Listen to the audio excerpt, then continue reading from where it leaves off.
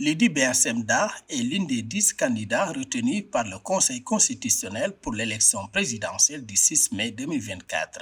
Investie par le Parti pour la démocratie et l'indépendance intégrale PDI, elle est la seule femme qui se lance pour la conquête de la magistrature suprême. Contrairement aux autres candidats, Lydie Semda est à la fois le fruit de la société civile et de la politique.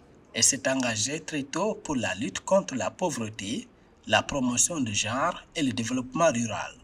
Pour elle, le développement socio-économique passe par l'implication effective des populations locales dans la gouvernance. Nous avions poursuivi et accompagné des projets sur le développement et surtout dans le milieu rural. Nous étions sur des questions de l'agriculture, nous étions sur les questions de l'autonomisation des femmes, nous étions aussi sur des questions de la protection de l'environnement.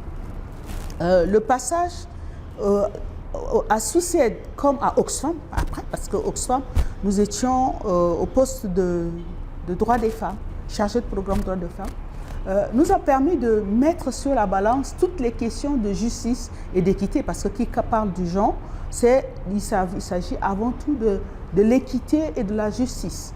Connue pour ses engagements en faveur du développement social dans le monde rural, Lydie Semda a travaillé pendant plusieurs décennies pour la mise en œuvre des programmes de développement et de promotion de genre. Une situation qui explique sa popularité auprès des organisations féminines qui voient en elle une défenseuse des causes justes. Pour la candidate du PDI, le fédéralisme est la forme de l'État la mieux adaptée pour le développement du Tchad à la base. La première des choses, c'est instaurer l'État fédéral.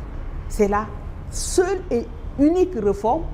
Et qui dit État fédéral, c'est toutes les composantes qui régissent un État fédéral dans son organisation, dans sa structuration, dans ses choix politiques, dans son choix de la diplomatie et dans les choix de ses priorités. Et donc, voilà vers nous allons.